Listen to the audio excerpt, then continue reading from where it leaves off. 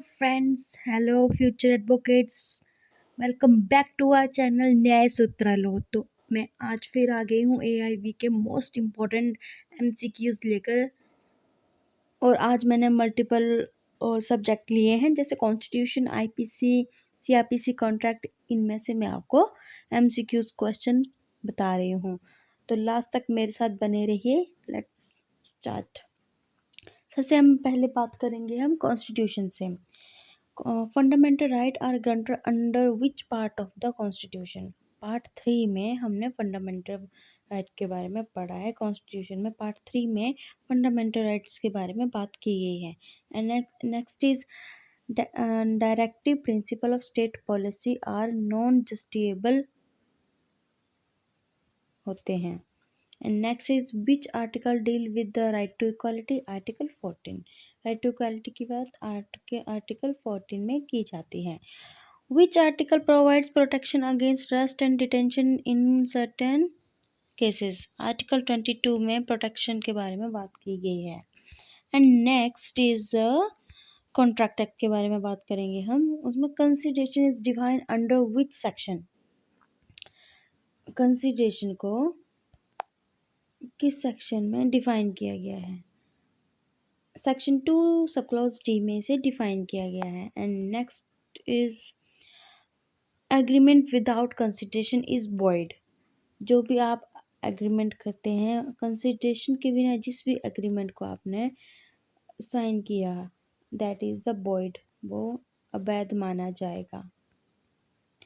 आप साथ साथ में बियर एक्ट निकालिए, और बियर एक्ट में क्वेश्चन के साथ साथ आप बियर एक्ट की लैंग्वेज भी पढ़ते जाइए।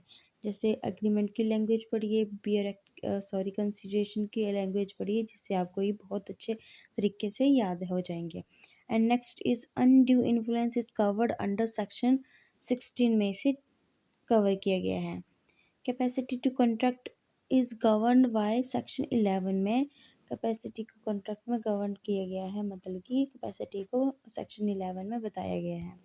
And the next question is criminal law. IPC से हमने क्वेश्चन लिए हैं। Murder is defined section 302। Section 300 में मर्डर को डिफाइन किया गया है, और सेक्शन 302 में मर्डर की पुनिशमेंट को डिफाइन किया गया है।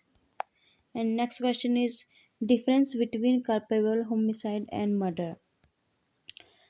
अब इनके डिफरेंट कल्पेबल होमिसाइड और मर्डर को कवर किया गया है सेक्शन 299 में। कल्पेबल होमिसाइड एंड मर्डर को 300 में बताया गया है।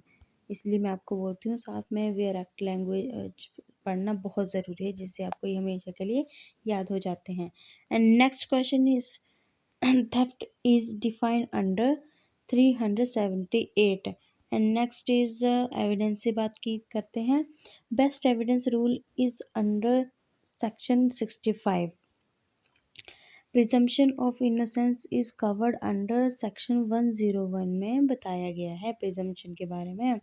Admissions are defined under section 18 में हमें एडमिशंस को डिफाइन करके बताया गया है। एंड बियर एक्ट खोलिए, इसकी लैंग्वेज पढ़िए, जिससे आपको ये पूरा क्लियर हो जाएगा। And next is which section deal with offence of criminal breach of trust. Section 406 में breach of criminal breach of trust की बात की गई है, जैसे विश्वास तोड़ना, इस तरह से। Section 420 IPC deal with cheating. 420 ये तो हर किसी के मुंह पर होता है ना, कि जैसे तुमने मेरे साथ 420 की तो देख लेना, cheating, that is the cheating. And next question is section 124A IPC deal with sedition। sedition के बारे में इसमें बात की गई है। एंड अगर आपको ये वीडियो हेल्पफुल लगी हो तो वीडियो को लाइक करें, शेयर करें और कमेंट करके बताएं कि आपको नेक्स्ट वीडियो कौन से टॉपिक पर चाहिए।